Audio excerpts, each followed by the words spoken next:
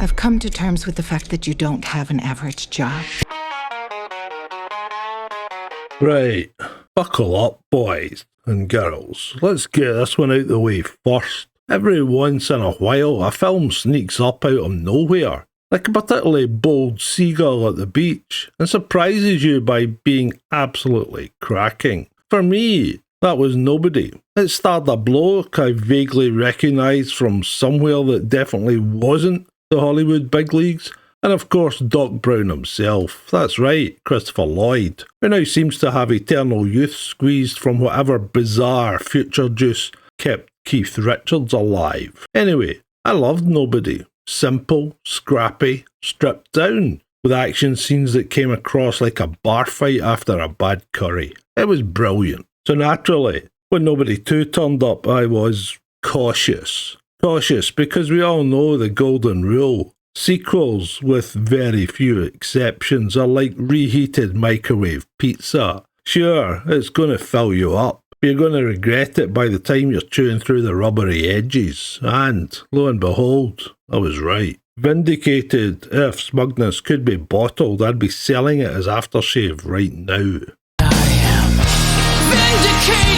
Now, don't get me wrong, Nobody 2 is not a disaster. No, it's perfectly watchable. Competent? If it were a takeaway, it would be the mixed kebab you order when you're drunk. Not the place's speciality, not particularly exciting, but you'll eat it, it'll do the job, and like that kebab, by the end of it you're vaguely satisfied, slightly greasy, and maybe just a little ashamed. It's not without flaws, however. This film made the absolutely baffling choice of wasting its first half hour with something it thinks is character building. No, we know he's hard as nails. We've already seen the first movie. It's literally the whole premise. Watching him pretend to be boring suburban dad again is like tuning into John Wick 5, only to have an extended montage of Keanu Reeves cleaning his dog bowls and polishing his car. Let's stop pretending. Cut the faffing about.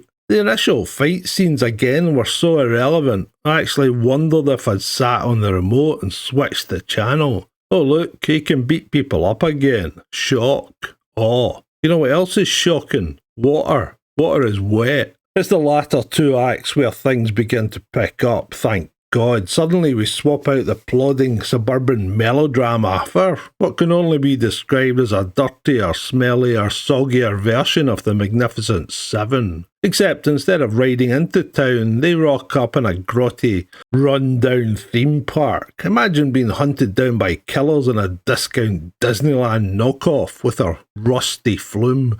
And of course, because this is my life, it immediately dragged up childhood trauma. Remember, back in the day, there was this urban legend, some of you will know it, about knives and razor blades stuck in the flumes. I distinctly remember queuing up in summer holidays, terrified I was about to be gutted at the bottom of the flume chute like some medieval pig sacrifice. So thank you, Nobody 2, for reminding me of that joyous slice of psychological damage. It's made me what I am today. Still, once we're in a theme park battleground mode, the film finally finds its footing. Is it innovative? No. Is it mildly entertaining? It is. It's like watching two crackheads fight over a pack of Monster Munch. You can't look away, but you're not exactly better off for having witnessed it. First off, Miss Stone is here to double down on the dramatic acting, and by God, does she double, triple, and quadruple it. Imagine ordering bacon and instead of a single or 3 or 4 nice rashers, someone drops an entire butcher's counter's worth of ham on the plate. That's her approach. Overacting, aye. Well, she's not just chewing the scenery, she's swallowing the entire set and asking for another helping. Then there's Christopher Lloyd. Now look, I love this guy. Who doesn't? He's a legend. But he's running about with guns like a man half his age, despite being approximately older than God, and bearing witness at the actual signing of the Magna Carta. His character wields shotguns like he's still 25. At this point, I wouldn't be shocked if he outlives me, you, and the pyramids just to spite us all. And then there's our main man, Bob Odenkirk. Fair play to him, he's still got that wiry, scrappy energy. But in this one, he's less ordinary man, secretly lethal, and more, we've already seen you murder a small army, so the surprise factor's gone. It's like watching a magician repeat the same trick you've already seen on YouTube. It's still clever, but the magic's gone. The fight choreography is fine, apart from one very suspicious-looking punch by his son.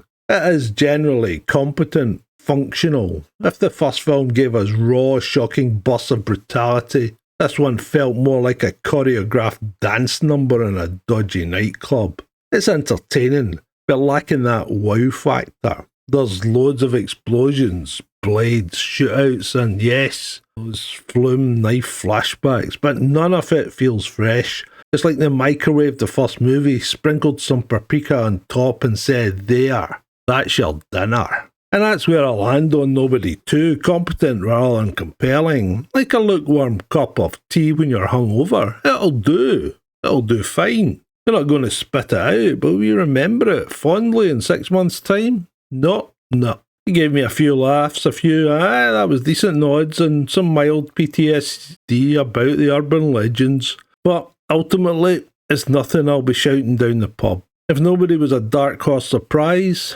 Nobody 2 is more like the donkey you expected all along. So 3 out of 5.